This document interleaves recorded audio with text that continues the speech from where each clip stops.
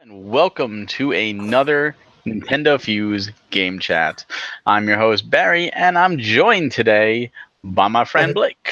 Yeah, hey everybody. Now, today we're going to be discussing a game very dear to my heart. That is Xenoblade Chronicles 2. That sucker right there. Oh yeah. Now, Blake, unfortunately, the rest of the Nintendo Fuse team are slackers and have not played this game yet. So, since it's just us two tonight to talk about it, why don't you start off and what are your initial impressions about the game? Because you are you're not as far as I am. And how Yes. far are you too? Yeah, I'm actually not too far, honestly. I'm in chapter 5 right now. Zeke just joined my party, so I just set him up today, so that's pretty cool. And got a couple cores. I don't know if this makes sense to other people, but yeah, but it's kind of a completely random thing. So yeah, so I got a second cool one for him. I usually just like to have the cool blades. So, but I have enjoyed a whole lot of it. I think it's just over like 50 hours that I've played. I got it for Christmas, so I was a little bit behind. I had just asked for it for Christmas, and I was like, if I could pick one game that I'd want, that's it, kind of thing. So I got that, and it was an amazing Christmas present. So I started playing it that weekend, even though I was at families, and so I was all in handheld mode and just kind of like, all right, I'm gonna try to pay attention, but I'm also like really enjoying this. So yeah, it's such an amazing experience. I think that's the words that I have for it. Are they really like take my breath away in a lot of moments of this game. The music is just absolutely beautiful, and it just seems like it increases in amazingness. So I have loved that. I have really enjoyed getting to know the characters. I think the main character Rex, who's this salvager guy, we'll probably talk about a little bit, but his It's okay. relationship. There are spoilers. If you're watching this, there will be some spoilers. So Yeah, that's probably true. That's right. So yeah. I mean, I'm sort of like getting there in some distance. So yeah, so people know. Barry probably won't spoil a ton for me. So if you're much past what I am, Barry's like way way up there. So yeah, he could talk to you again separately. But this game is just truly a great one, and definitely top 3 game on your Nintendo Switch. And so I don't know why more people from our Nintendo Fuse group have not played this game, because it is truly that good. So I'll let you share some of your thoughts too, Barry, and we'll keep this going. Well, if you do listen to our podcast, you would know that we had the game of the year in December. December 4th was our podcast. This game came out December 1st, and I put in 40 hours between December 1st and the podcast, the 4th, to try and place it. And I honestly placed it in my second place. It was originally going to be third, and I moved it up to second. And now I think I would actually put it as my game of the year, now that I've had some more time with it. Oh, wow. That's not to say it's a perfect game, because it's not. Yeah. But it is a truly special experience. Now, Blake, you are halfway through. Chapter there's 10 chapters. Okay. And the last few kind of go a little faster than some of the middle ones. So you're about halfway. It took me, I think, like 130 hours before I actually beat it, taking my time. And now I'm at 320. So I put in almost 200 hours post-game on this game. Oh my goodness. Yeah. Just to say, like, there is a lot to do in this game. And the beauty is it's all as much as you want to put in. And the reason I put in, one of the reasons I put in more time is because there's an expansion pass, and I did purchase the expansion pass. There's new story content coming, and I want more. So I want to make sure that when I put this game down, I'm not picking it up again until that story comes, and I don't want to have to, I still got to do this and this and this. I don't want any leftovers. I'm ready to go. And if you want bang for your buck, I mean, there's no doubt it. There's way more bang for your buck in this game than most other games, even Breath of the Wild. For reference, I put about 235 or 245 hours into Breath of the Wild. I've not done DLC pack 1 and 2, like all of 1, and I haven't done 2 yet at all. So that's just the base game. So I'm already, almost 100 hours up on Breath of the Wild. And again, there's still the expansion pass coming out. Some of the things you touched on, the music is phenomenal. It is hands down the best soundtrack on the Switch. The music gets stuck in your head. It is so atmospheric and fitting, and it works so well in all the cutscenes and all the town, and it fluently changes. Even day and night have different themes, and it is just the music is just to die for. It is. I would go to a concert, an orchestral concert of this in a heartbeat. It is so beautiful. The cast of characters I really enjoyed. Even Zeke, you just got Zeke now. Zeke is a funny character. That means you also got this game has a lot of a more adult humor too, and they do it kind of subtly, but it's really interesting when you throw certain things in there. There's a lot of alludes to more adult situations and relationships, and for lack of better words, sex. And it's really interesting to see the awkwardness and the uncomfortableness between the characters, because they are kids, and you have to remember that. Like, some of them are only like 14, 15 years old, and they're like, this is new for me, and it's done well. I do enjoy the English voice acting. I know some people don't. There is an option to listen to the Japanese voice acting if you want the free download. The lip syncing is off, but that's usually the way it is. But yeah, I just kind of look past it.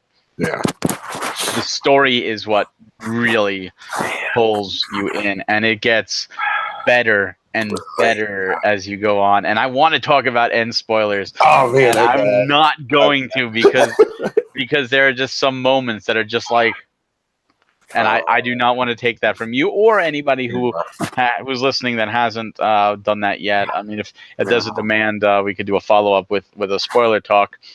But especially the beginning, I think the first chapter I found very slow. I was very actually shocked. And they throw a lot of things in you in this game. There's tutorials up until like chapter 5 or 6. Yes. There are still tutorials. Actually, I think even maybe later. I think even chapter 7 has a tutorial. Seriously, wow. They throw it out, and at the beginning, like the very first place you go to, Argentum, it's like a market, and there's like all these different vendors, and I'm like, what are all these things? And there's puzzles and games and music instruments and cosmetics, and like whoa, like it's very overwhelming. The truth is, you don't have to worry about any of that for later, and you don't even actually have to do anything with that to technically beat the game. It's more, if you've ever played an MMO, there's stuff like, it's like food, to give you bonus effects, and you can choose what you want. So it's just an overwhelming thing. In the very first chapter, I found pretty slow, and then the very end of the first chapter, which is when you free Pyra. That's not really a spoiler because you know who Pyra is at this point. You free Pyra, like that whole final battle is like, oh my god, this is ramping up right into chapter 2. I'm like, okay, I'm hooked. That's it. And then chapter 2 opens up on the Titan Gormati, and you walk out into that field. When you walk out into that field, it was just like, oh my god. Like, this is just unbelievable. Like, it's so cool. And then of course that level 81 ape just comes and punches you in the face because it's like, son of a. And that's something you have to understand about this game. You will die, and the environments are very, very fluent. There are enemies. There are level 5s, and then there are level 50s, and they're all right near each other, and they're all living cohabitantly. And you could just be minding your own business, doing a little mining, and a bird just swoops down and starts attacking you because you didn't see it. Some people call this a problem. I call it kind of environmental survivability, and the times it happened and the times I died, there were times I'm like, son of a, but you just learn, it just comes with the game. It's learning curve. But yeah, every Titan is different, and none feel like, oh, this is just cookie cutter from another game. Even there is like there is an Ice Titan, the Snow World, and that feels so different than any other Snow World I've ever been on. There is no Fire World or anything like that. In fact, I think the Snow World is the only, and I guess Gormati, which is the Snow World is Tantal. The Gormati is the kind of sort of grass world, if you will. Yeah. Those are like the only two I think, semi-typical. Uriah is a little bit of that water world. Uriah is a little like water world. Yeah, it's kind of true, but it doesn't feel like a water world, and that's and the that's thing is, the thing that's interesting is all these things take place on giant Titans or in giant Titans. Yeah. So like Uriah takes place inside the giant whale. There is a blowhole you can go to. Yeah, you can go to the stomach, and like there's all these things. I'm like, oh, this is cool. Like they did not. Forget about that. You feel like you're really on or in a giant beast, and I just think that's really cool. That's taken over from Xeno 1, but a larger scale because there's more. But each Titan is smaller than Bionis and Mechanus from Xeno 1. Yep. Mm-hmm. Now, what are your favorite types of characters, like of the cast? Who have you resonated with the most? Oh yeah. I surprisingly, I really like Nia and Dromark, and just like his presence anyway, and talking right at the beginning, I was just kind of like, oh, this guy's cool, kind of thing. So, but Rex and Pyra are really interesting later on. I don't know if this is probably maybe a spoiler, but Pyra turns into Mithra, and so there's like this secondary like level of I want to say it's like teen drama, I guess, sometimes. And so sometimes I'm like, okay, I can go back and forth with some of that, but I also have liked what's her name? Morag. Morag, yeah, that's right. So it's kind of an interesting feel for somebody, I think. And so but her first blade or whatever that's with her. Bridget, yeah. I'm just like, when Bridget's there, I'm just like, oh, I keep waiting for her to open her eyes. I don't know if that's ever gonna happen, but that's right. So, but it's really very interesting. It's so amazing to see the different types of characters, and the little Nopon guy, Tora, yeah. See, their name's really good here, man. So yeah, but 300 hours, I better. That's right.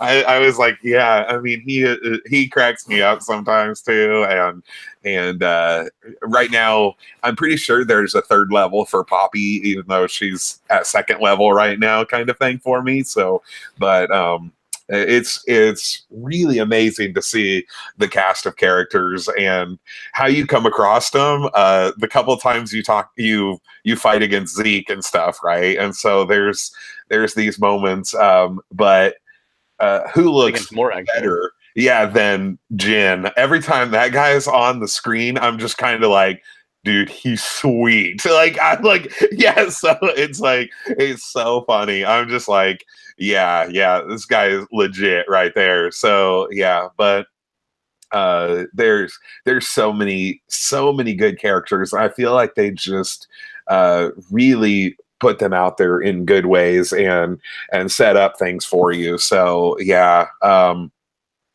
trying to think of some the other guy that never mind. I was thinking of this one guy that you fight at Ghost or Malos. Yeah, not Malos, but the other guy that's like the computer nerd guy, kind of. Akos, yeah, that's right. Yeah, I'm like, yeah, I don't care for him as much. Malice is cool looking, but yeah. But Akos was actually designed by Square Enix, by I think the father of Final Fantasy. He might have done. Oh, really? Yeah. Oh, that's cool. A lot of the characters are guests, like they're designed by people outside of Nintendo, which is awesome. Yeah.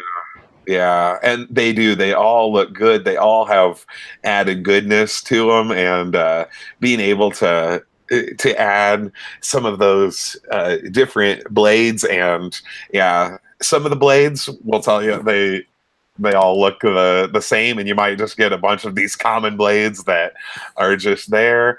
One of my like things that I don't like about it almost is the you just don't know what you're going to get. You could keep opening up blades like over and over again and be like, I don't like that, or I don't need that. I need something that's going to be a wind blade, you know, and I need something that's here. I have to be able to do this. And certain parts of the game, you get to a place and you're just unable to go any further. You can't complete the side quest for a little bit because I have to get my level of wind mastery up a little bit more, you know? And so I'm just like, okay, I guess I can go grind some of those affinities now too, you know? And so I struggle with some of those things of the game, but I do enjoy getting to be like, okay, so what do I have to do to open up this, or how do I get to this point, you know? So you might be able to talk about some of those things as well a little bit more than me, but the characters leveling up, and then also going in this deepness of this RPG, because there are so many things to level up when you get the whole affinity chart and all of this stuff. Like, it can be very overwhelming, I will say that. But at a certain point in the game, I think I was in Uriah, and I learned like this new tactic of when somebody's braked an enemy, you can topple them with his anchor shot, kind of thing, right? And so once I learned that, yeah, right. And so once I learned that, I just was like, oh, this game just opened up to a new level, almost like, wow, this is so. Well, did you stop at topple? Cool. You know, topple's not the end of that chain. There's actually a full chain.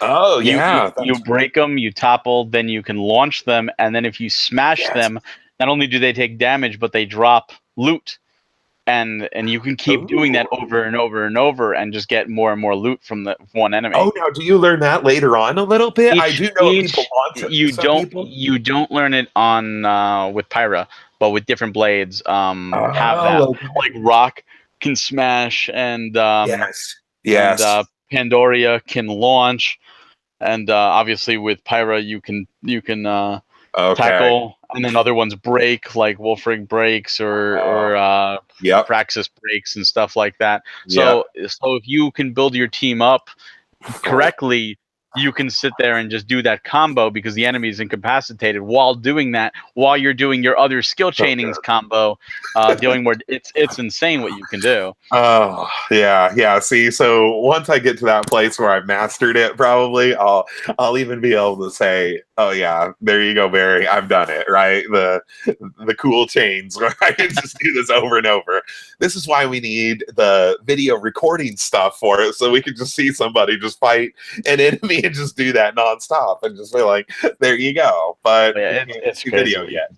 This game does not support the recording yet, unfortunately.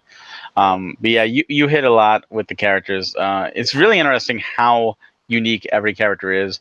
You don't have any characters that just like, oh, I'm joining you because we're going to save the world. I mean, even Tora, which is probably the closest to that, has his own reasons for doing things, and he's got his own story about finding his father and trying to rescue his father. And it's really interesting because there's a lot of flavor, like if you ever play Magic, there's text in the bottom, they call it flavor text. It's just background. There's a lot of flavor speech between the characters. And when you finish a battle, I don't know if you've heard, but there's sometimes banter. And there's banter between the characters that you had in the battle, and sometimes referring to the blades that you had in the battle. And some of it is just so witty. Like, like there's like with Zeke and Tora, Zeke, say it's like, oh, Tora, you speak so improperly and all that. And Tora just replies, says, actually, in Nopon, I'm actually a poet. Zeke, you're just too stupid to understand me. And it's like, this is all happening after the battle. You're just running. And they're just, I'm like, amazing. This is great. This is just adds to the characters. If you have Praxis with Zeke, Zeke tells her to take off her eye patch because she's a poser, and she's like, "No, I have a condition. You take off your eye patch, And it's just really cool to see this. And there's one for every character, or at least almost every character, at least with every main character, the driver and the blade. And I think they did a really good job. See, one thing. Now, this is my biggest complaint, hands down. Yeah. Honestly, I must have wasted 100 hours on this. 100 hours. Wow. Is the blade system. For those that don't know, you have your driver, which is your main character, like Rex or Tora or Nia, and then you also have blades, and you could have up to 3 blades equipped per person. So you could have 9 blades. Each blade is a different element, different abilities, different weapons. So it changes things up quite a bit. Every character starts with a blade. They are their default blade, and as of now, you cannot even remove those blades. Sort of. You can remove them in a way that's kind of spoilery, but you can't do much with them. They are stuck. Dromark is stuck with Nia, so to speak, etc. Yeah. In New Game Plus, they're adding you can remove them, but outside of those ones, you have to get new blades, and the way you get new blades is with core crystals, which is what Blake mentioned before. There are 3 types of core crystals. Common, rare, and legendary, as well as specific ones like the Beast Core Crystal you get in the story. This is not a spoiler. That is guaranteed to be Wolfric. You will get Wolfric 100% of the time. That is how you get him. When you open up those crystals, you will get a blade at random. Most often, especially with a common blade, you will get a generic blade. Generic blades are anywhere from 1 to 4 stars or crowns. They are of random element unless you use boosters to attempt to get an element you need, and it's still not guaranteed. They have a random weapon, and they have random skills. A 1-star fire could only have Fire Mastery 1, and another one has Fire Mastery 2 or 3. It's all the skill trees are random on them. Yeah. Those blades are useful for mercenary missions, which is a really cool part of the game where you can send off your blades and they will get you experience, they will get you gold, they will do objectives for you, they will get you items. It is a really neat system, but it's all real time. So if it is a 2-hour mercenary mission, it is 2 hours. If you put your Switch in sleep mode or go back to the dashboard, sorry, it doesn't count. It's 2 hours of gameplay. And there has been times where I've had to go eat dinner and I've just left the game on because I had several 2-hour mercenary missions. And I'm like, you know what? I'm going to eat dinner. I'll come back and they'll be a little bit closer to being done. But they're useful for that. And they're also useful for things like you were talking about, like I don't have enough wind mastery, because you can equip them, use them to unlock a door or a chest or something, and then take them off again. Yeah. Then there are the rare blades. I think there were 38 total rare blades. Okay, yeah. Now, the majority of them come from this system. So you have to hope and pray that when a crystal opens up, you get a rare blade. Rare blades are 5-star. They are unique. They have their own personalities. They have their own skill trees. Yeah. And they are set. They are guaranteed set every time if you get Wolfric, his tree is always the same regardless of person. The problem is that once you get a rare blade, that one's out of the pool. You won't get 2 of the same rare blades. The problem is when you get down to the final few, they don't like to show up. And you have to spend a lot of time farming core crystals just to get disappointed. In 320 hours, I have all but 2. Still missing 2. Wow. Yeah. I have opened up every day. I have opened up at least 150 common crystals with usually about 15 to 20 rare to nothing, to just crap. And here's the other kicker. You have a limited amount of blades you can hold. So when you cap, you have to sit and take the time to release them all. So you do 20, then you have to sit there and release 20 and then do it. And it is such a, like, if they made a system, and it's a very easy fix. It's a very easy fix without breaking the game. My suggestion is every time you open a blade, if it's a common blade of any ranking 1 to 4, you get a token. When you get 100 tokens, Even if you get 200 tokens, you can then use it to guarantee your next one is going to be a rare blade. Not even picking your rare blade, just a random rare blade that you still need, guarantee it. Because when you've opened up 150, 200 and you don't get anything good, it's very demoralizing. Oh, And I really wanted to get them all before I stopped the game, and I'm at the point where I'm like, you know what? Those last two can go to hell, because it's so demoralizing when you spend hours upon hours and you have nothing to show for it. Oh, So because now I'm just sitting there farming crystals trying to get these last two. yeah. And if you ask, what's the point? Why bother? You don't really need them. You don't need you don't need many to beat the game. Yeah. The fun of these blades is that each blade has their own story. They have several heart-to-hearts, which are little get-together missions. You could just sit there and talk, and you gotta get a little insight in the character. But they each have their own quest. Every single rare blade has their own specific quest, and these quests are amazing. They're deep. They're they go into character. They show that these are not just this person looks cool. There's something to them. Like Wolfric, one I've been mentioning because he's in the story. Kind of, you guarantee, he looks like a demon, and his story is that he just wants to be treated like anybody else, and he's just a good person, and he's just I want to do good, and everyone's like, oh my god, monster, and they run, and he's like, but I'm just trying to help.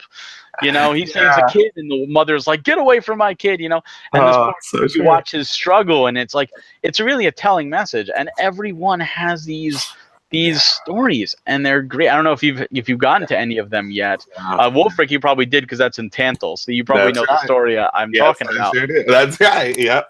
And they're good, and what's interesting is the leveling up of the skill tree is different per blade too. Most of them involve trust. Trust is, when I first found out about it, it was terrible. It was actually a terrible system. It's very slow to level up. There is a way to level trust faster. Once I found out the way, I was like, thank God. The way is very simple. You go to a store.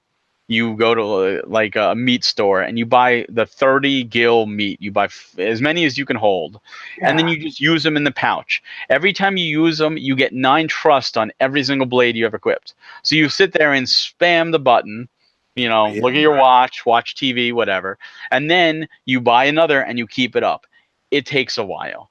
Wow. But it's a lot faster than sitting and leveling up and by fighting a battle and then getting 3 trust from it.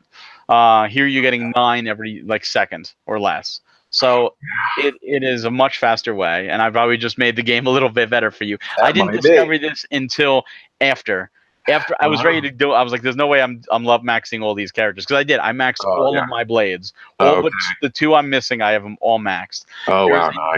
There is another helping trick for anyone listening for maxing. This works on all the blades minus the ones that are locked to the characters. If you send them on mercenary missions, they will fill their own skill tree as you keep sending them out, with the exception of kill NM tags. They will not do that. They will not do heart-to-hearts. They will not do the quests. But anything else is fair game. So you can send out a rare blade over and over and over on a 30-minute mercenary mission over and over until all you have left is a couple NMs to hunt down or something, or a quest to do. And it makes it a lot easier to maximize them all.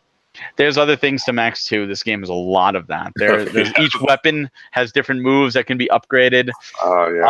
Those require you using the blade to upgrade, but again, there is another cheater method. That is, when you fill a skill tree of a blade, you get an item. I don't know if you've done this on any of your blades yet. You probably have gotten weaponry for noobs. Weaponry for noobs gives you 1,000 points. That is from a 1-star blade. If you do a 2-star blade, you think you get 2 or 3 weaponry for noobs. If you get a 3 or 4-star, you get intermediate.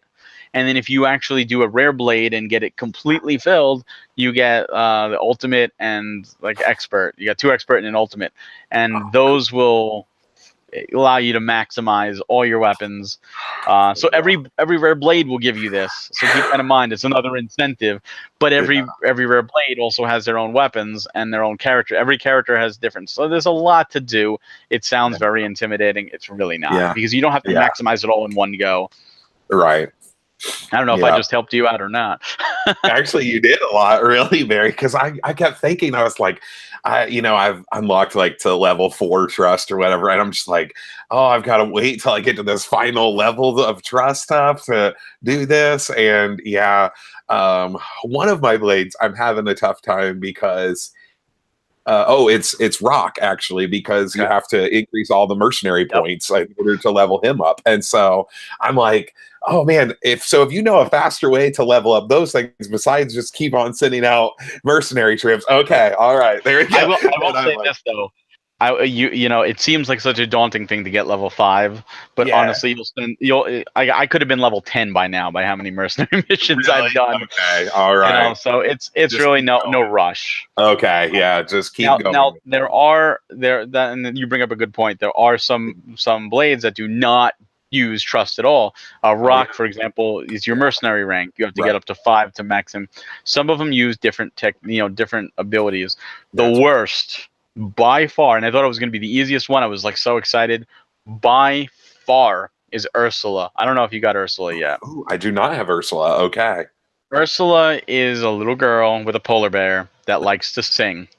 She's Oh adorable. no. So, Yes. in her quest to maximize her is a Nopon takes advantage of her, makes her sign a contract, and wants her to perform. Okay. Oh my. In order to perform, she needs to train her looks, her vocals, and her something else. I forget the last one. There's three things you have to work on, and you need fans because you need to be able to sell the shows. To do this, you have to send her on mercenary missions. They're 10-minute long, and they start off giving you one to soul, one to looks, one to voice. That's it. The soul, voice, and looks. One to each of them. And then after you get to about 25 on each of them, you get new ones that now give you 2 every 10 minutes.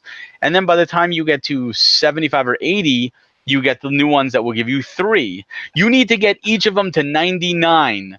99 every 10 minutes. You were sitting there doing a mercenary. It got so Oh, annoying because it's oh, yeah. 300. Like I think it was something like it was stupid. It was like a week's worth of mercenary missions to It's get like, her yeah. one character up. Like I was like, this What? is ridiculous. And those mercenary missions, by the way, do give you 25 mercenary points, but they give you no Okay. experience and no gold. Oh no. They will, however, level like the skill trees, so you can Oh, send okay, other right. blades Yeah. with her. But Oh, it's just that's like cool. it But was yeah. just so boring at the time. Like, oh my god, Oh. like I got to keep sending her out. I was so glad to be done with that. That is by far the worst. Oh, It's not a knock on the that's game crazy. because it is one Yeah. blade, is one optional blade. You don't need to do it. She's not even Yeah. that Yeah. great. But Yeah. Okay. All right. but you know, there are a couple other knocks I Bless do you. have on the game. One thing, I don't know if you've encountered this: the game crashing. Have you encountered an error Oh, has occurred? I've had that no. several times where an error has occurred, and it's pissed me off beyond belief Oh, because wow. this Yeah. game does not auto save. This game only saves when you open up a blade. So like I Yeah. started getting a little more paranoid and like saving before teleporting and stuff. Oh, I have yeah. had the game crash. Granted, I've also had it on for longer periods of time than probably most people, but Yeah. still, it was an issue. I have lost some progress, and there Oh, was one. wow. There are things that I was planning on finishing, and now I'm like, you know what? Screw it. You just crashed on me. I'm That's not right. going anymore. Oh, yeah. Oh, yeah. But that's a minor nitpick. I mean, that could be fixed with a patch. That very well might be fixed with a patch. I Um, also like my one of my gripes like earlier on, I feel like I'm starting to get the hang of it more is trying to find my way. Like with the little map system, sometimes there's like 5 different things on there that you are like trying to find. And so I'm like, okay, I don't need all 5 of these. Just put one on there and I can go to that, you know? And so you can it choose just what you want. Like yeah. you could choose a quest to make. You can make one quest Yes. active. Yes, and so if you make one quest active, though, sometimes they tell you like you can kill this type of creature, and if you kill this type of creature, you'll like complete the quest. But they put literally an exclamation point on every one of the creatures in the land, and so it's like, oh, I guess I could go towards this one or this one, and yeah, and so Well, you could also open up the map, like the full map, and you'll see blue oh yeah. dots where they are to try to. Yes. Oh, that's true too. That's a good point. And then sometimes I have a tough time of knowing how to get to a place almost. Like I really loved in Xenoblade Chronicles X when you got the follow ball thing and you could just like you could like send it off and I'm like, okay, so I can go this direction. And so I was kind of hoping something like that was going to be around for Xenoblade 2, but I was like, yeah, maybe not. And I'm like, okay, but I really feel like there's certain moments where I've gotten lost when I didn't need to get lost almost. There are two instances for me. Well, Yeah, three, I okay. should say. Yeah. One first time in Arai, going through the stomach, heading south towards Fonsa. I got Yes. so lost. I was swimming in the water. I'm like, where do I go? What do I do? Like, Yes, you gotta hit the switch and break the dam to drain the water. Oh, It yes. took me forever to find that. That's right. It's so true. Because they don't tell you to do that. You have to find that. That's right. Then there were some quests, and this isn't Gormati. Gormati is a very vertical zone. It feels like a very horizontal zone, but it's also vertical. And there are some quests where you need to go into like caves, and you see the blue marker, and it just shows you down, and you're standing on top of it. It's like one, but it shows an arrow down. Yeah. And you have to figure out, how do I get underground? And it's like a cave all the way to one side that you have to know to go. So that is a pain. That is right. The other thing is there is no bestiary in the game. So some of the things to unlock in your skill tree says kill 5 of these enemies in the zone, but they don't tell you where they are. So there have been plenty of times I've gone to Google, like, where is this enemy? I don't have the time. Yes. Oh, just tell me where to go. There is no in-game, so keep your phone ready. Yeah. Same with NMs. It's even worse when you kill an NM or a unique monster. A tombstone will appear, which is great. So you can resummon them and fight them over and over, which is wonderful because some of these blades require the same, NM to be killed or a unique monster. But when you've killed it already, you forgot its name by now. You have no idea. And if you're just wandering around tabbing looking for it, you could walk right past that gravestone and have no idea because the gravestone doesn't say this is the grave of this enemy. It just says, do you want to summon it again? Without telling you what it is. That's right. Yeah, that's right. So, these are nitpicks. These are all things fixed in patches or stuff. But they are things to note. That is a little bit negative. And like, if you need to salvage in a certain spot because that's where you're going to get a certain thing for a side quest, I'm like, I have looked on Google to just be like, okay, where do I need to salvage for this thing, or what something cylinders to use? Yes, right. What cylinders to use? Exactly. That's how big this game is. We didn't even talk about salvaging. Yeah, right. Or let's talk about Tiger for a second. Right? Tiger's great. Until so level 5. Level 5 sucks. Really? Okay. They put in an easy mode, and I'll tell you, the easy mode is not much easier. Really? Okay. Yeah. Tiger though was a lot of fun. Like if they released that separately, it would work. As an old school arcadey. So cool. It's so true. Yeah, but keep going, brother, because you had some other like. I was going to say salvaging. Salvaging is a mechanic. For those that don't know, Rex is a salvager. He goes down to the Cloud Sea, picks up stuff. It's pretty much a quick time event of 3 random buttons. Use different cylinders from the bronze cylinder, the silver, the gold, and the luxury. I think it is. I forget the last one. You can't even, as far as I'm aware, you can't buy it. You can only get like 4 in the game, and I've already used it. Okay, all right. But you do this, and when you come back up, you either come up with items, treasure, monsters, or some combination. Yeah. And it's the easiest way in the game to make money. You can turn like 80,000 into 2 million in the span of like an hour. Doing it. Like, it is really, really, it's a little daunting at first, but it is one way to make money. It also leads another thing that we haven't even talked about because this game is so huge. Each Titan has their own development level. Yes. From 1 star to 5 star. Yeah. And the higher the development level, the more things are available in the shops once you do the proper mercenary missions to get the goods to the shops. It also makes everything cheaper. For example, a gold cylinder, it costs 10,000 gil normally. If a fully developed area, it's only 5,000 gil. Here's a fun way to kind of cheat the system to get your development all the way up. You could do salvaging, which is a way. You could do mercenary missions, and you could do quests. All of these are legit ways. The fastest way to do it is to have one development at full. If you have even one at 5-star, once you get one at 5-star, you can instantly 5-star the rest for free. What? I caught you like, what? Yeah, like what? Yes. Okay. Here's what you do. You go to that nation, a 5-star nation, and you buy gold cylinders. Gold cylinders are 5,000 gil a piece. And buy them all. Buy as many as you can. The more money you have to do this, the faster it'll go. But you could do it much slower with less money. When you buy them all, you go to any other nation that you want to level up. And you go to any vendor, and you sell those cylinders. They retail at 10,000, so they sell at 5,000. But because you bought them at a development for 5,000, you then resell them for 5,000. You lose nothing, just a little bit of time. But it's still, so if you buy 400,000 gil worth of gold cylinders and then sell 400,000, it counts as you putting 400,000. You making a transaction of 400,000 in that nation, even though you didn't really spend a dime.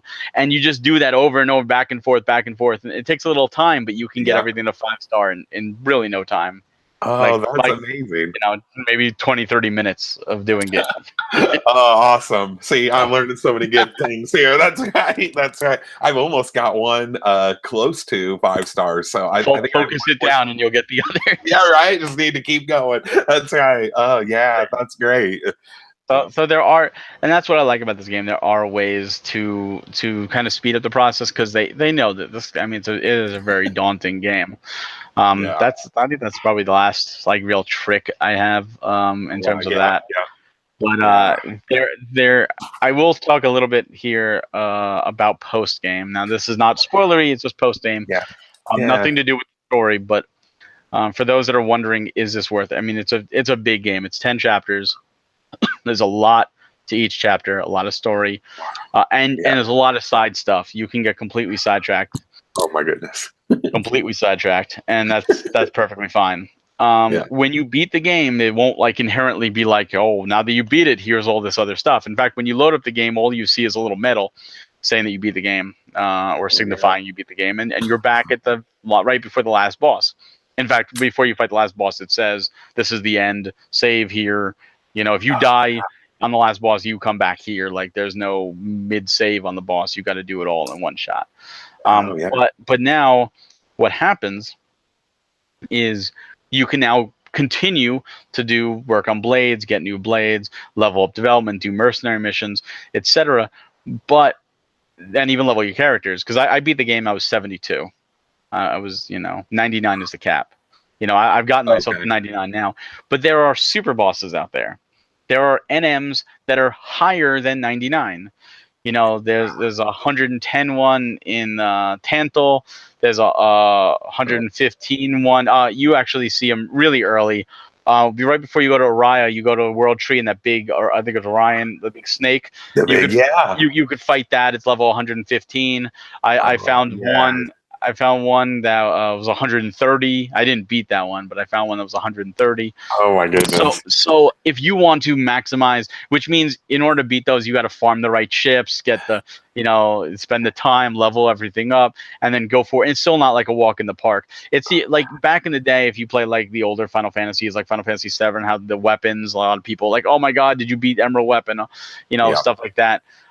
They're optional bosses, and this game has them. So if you really want to dive even more into it, you can strive to beat those and make them little goals. And of course, when you beat them, there comes a little gravestone, so you could fight them all over again as many times as you want. Yeah. So it's just another optional thing. In terms of story, there is no more story. I mean, the story still acts as you didn't beat the game. But like I said, every blade has their own quest log, and there's still some quests that I found post game that I'm like, how did I even miss this? One that I missed that you might have missed is right in the beginning of the game. Rex sends money back to his aunt. Yeah. You have to do it. Like you have Yeah. no choice. Yeah. You can go back and send another 90,000 to her, which I never did. I never realized you could. And if you do, you go visit her.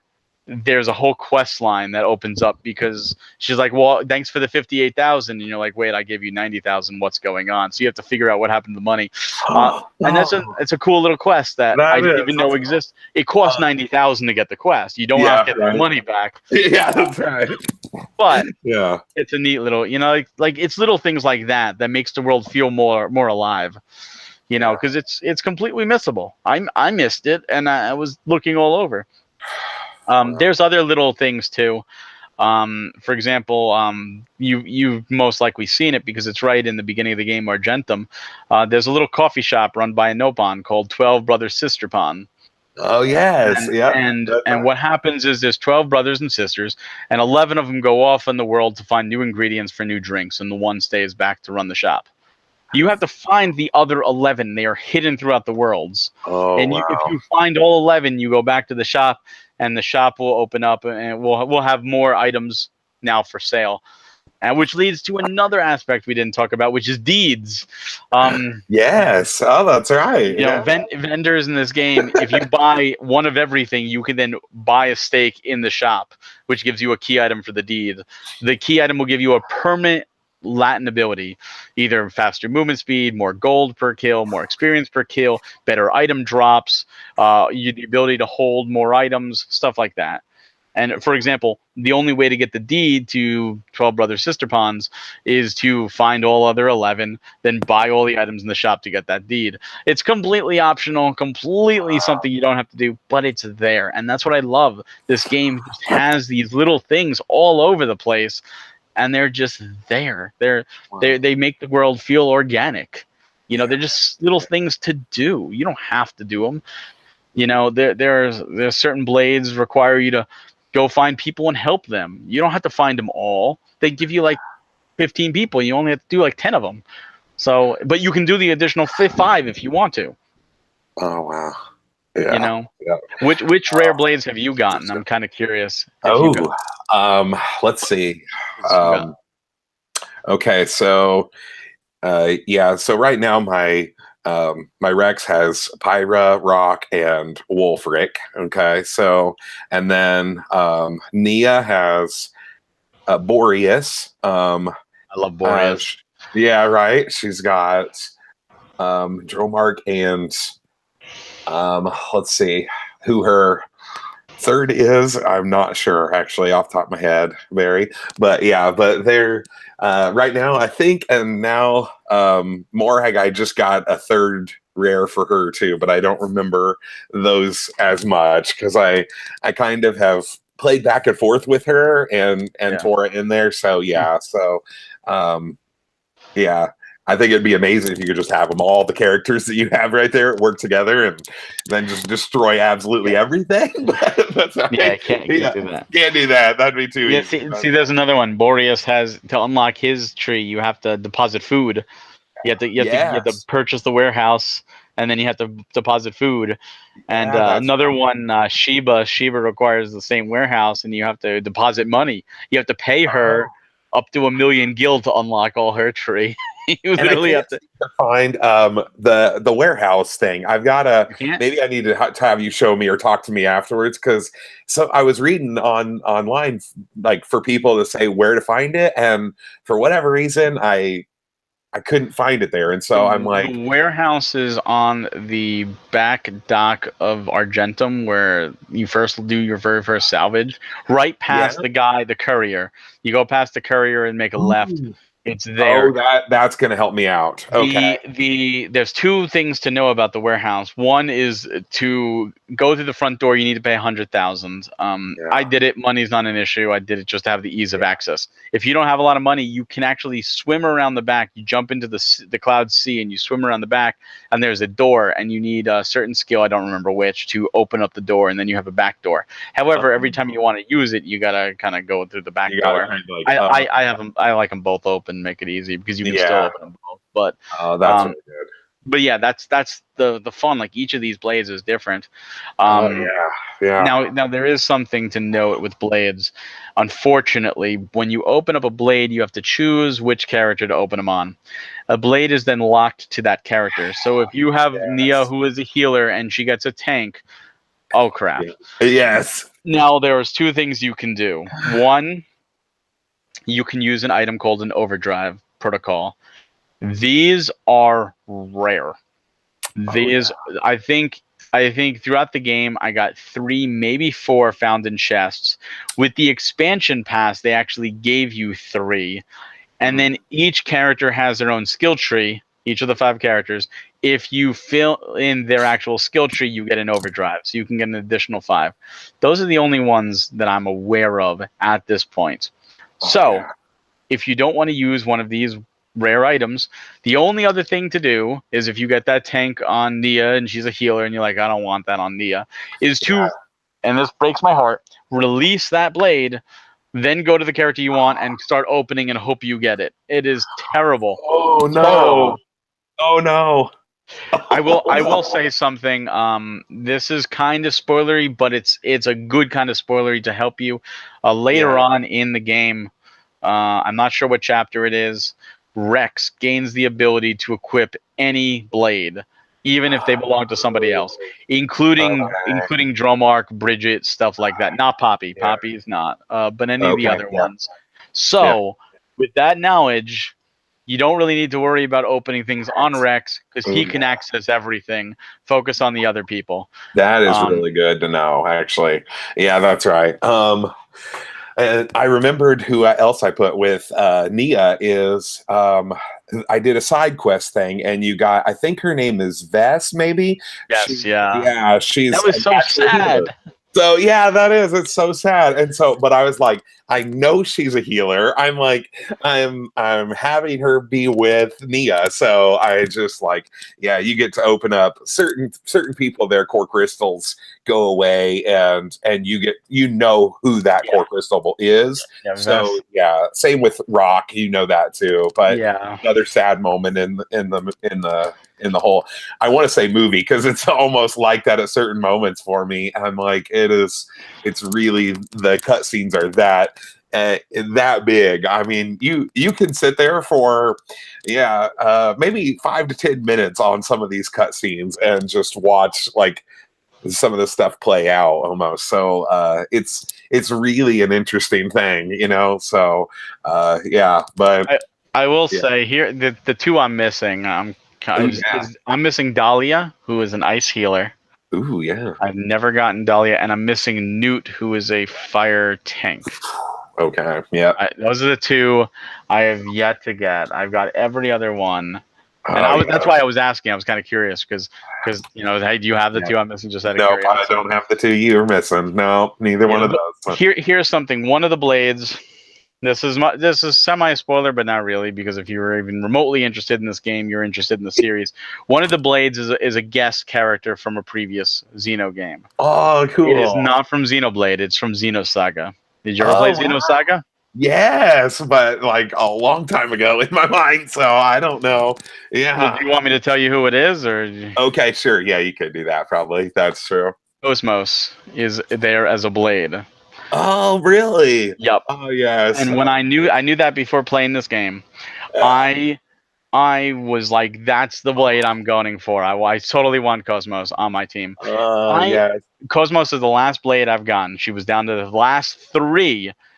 I got her yesterday at like 315 hours into the game. I got her. The blade I wanted from the start. Oh, my goodness. Got 315 hours, and that's what's wrong with that blade system. That is That ridiculous. that is it. Yeah, that is right. So, oh, Yet I know people that's have crazy. stated that they got her from chapter 3 just by opening up a common, and it's random. It is Oh no. totally random. You can Oh get her at the start. The very first core crystal you get, and you say, "Oh, open it up." It could be a rare blade, and I'm sure yeah, it's yeah, happened to somebody. right. It didn't happen to me, I'm but I'm sure. sure it happened to Yeah, somebody. yeah, Um, yeah. and No, that's it just never. it. It's so Yeah, totally random, and if you enjoy the elements of randomness, that's fine. But after yeah. so many hours, throw a bone. So I'm really hoping in the upcoming updates they do something. I'm like hoarding my crystals now, just waiting. Yeah, Because it's like, yeah. Oh, it's not going to happen, Barry, and you're just going to have to do this for another then 100 hours. So, then you know what? All I have to say is I'm sorry, Dahlia and Newt. And here's the other yeah. thing: they're gonna add new blades. They're adding new blades. So that's what Oh, worries me. I'm really? like, oh my god, that's gonna make things Oh, terrible. yes, that's right. That's right. Oh, So I this mean, game. the good news is you don't need them all. It's more Yeah, like if you just want to see the story and you want 100% it. yeah, But yeah. that's how big this game is. There's so much content. Like we could keep going on and on and on. And if Oh, you're still listening at this point, thank you for yeah, sticking with, and hopefully you're enjoying this yeah, as much yeah. as we are. Um, Oh, because it's great, but I do want to wrap it up. It is getting late. yeah. Blake, any final thoughts you have on Xenoblade Chronicles 2 and things you want to say and things you want to say to people who may be on the fence? Oh man, I don't know if this game really will appeal to everybody. I will say that, but if you like JRPGs at all, like if you have any feeling in your heart to want to play some JRPGs, this is literally the game you have to have on your Nintendo Switch. So it is a blast. It is also, it feels overwhelming, but once you just like you slowly get the hang of it. So don't be like, okay, you guys, you're like way out there and all of that. It's you'll get there. It's like you slowly but surely learn things and you keep figuring out more stuff out, and it's not as steep of a learning curve as you might think. So as you play, you'll get good at it. Otherwise, this is uh, this is a game that is it's excites me. It made me excited from the January thing when they first showed it. I was like, okay, I'm gonna play this game. I don't know if it'll be right then that I get it, but it was well worth it. It was a Merry Christmas for me because of it, and so I'm really excited. I'm pumped to continue on now.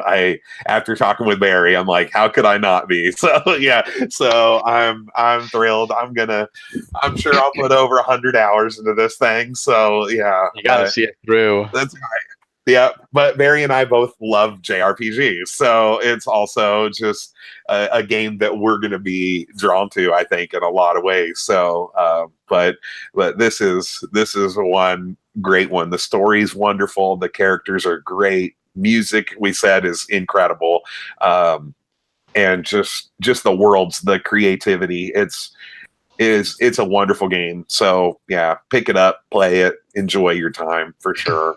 Absolutely. My biggest thing is don't rush. This game is big. And I'm not saying you could rush through and miss everything. I'm just saying take your time. Even if you go through casually, you're gonna miss stuff. Because there's just that much. And if you sit there and say, I want to get all the blades before I beat the game and all that, don't. Beat the game, enjoy the story. You then reload your save file and then do the other stuff. That's why you can do that. You have the freedom. You can level up past, to 99. You can level all the characters and all the skill trees and complete it. And if you really like it, definitely get the expansion pass. Support them. Make them more stuff. We want a Xenoblade Chronicles 3. Yes. But Yeah. it is truly a game that, while it has a learning curve, I felt the beginning was a little slow, and yes, there are a lot of tutorials. Granted, they don't hit you all at once. They teach you as you go. Um, if you get into it, if you can look past those little things and the randomness, that terrible randomness, you will find a fantastic story with a great cast of characters, a phenomenal soundtrack, and something that will hook you, especially as the allure of the mystery starts getting bigger and bigger and bigger until the end. And the ending payoff for me was well worth it. I was very satisfied with the ending. I want more. I want more post ending. Yeah. But it ended. It's just like I cried. Let me just say, this game has emotion. Like we mentioned before with Vess, like her story is very very sad, and yeah, it's just one of those things where if you like JRPGs, you would be doing a disservice to yourself to not play this. And if you don't like JRPGs and you're intimidated by it all, you know what? I don't know if there's a demo out there. Wait for the game to go cheaper and pre-owned, but at least play this game at some point, or at least give it a try, and just try. At least give it like five hours worth. Say, give it a good college try. And if you don't get hooked, by the time you get to Gourmetti and you're at the open field and all that, then you might not like the game. But if if you're hooked at that point, you will stay hooked. But yeah, it's definitely worth your time. Mm-hmm. And with that, we've been rambling a little bit long, so we will end it here. Thank you so much for listening to us, and we would love to hear your take on Xenoblade Chronicles 2. Did you love it? Did you hate it? We want to know. Let us know in the comments below. For all news on Xenoblade Chronicles 2 plus other stuff for the Nintendo Switch and 3DS, please go to NintendoFuse.com. You could also check us out on YouTube, where we have videos like this and we post regularly. Thank you, Blake, for joining me tonight. Thank you, Barry, for having me. What a great time. We can chat about this all day. That's right. Damn straight. That's right. You know what? We'll see you next time. Yeah. Thanks for watching. Bye, everybody.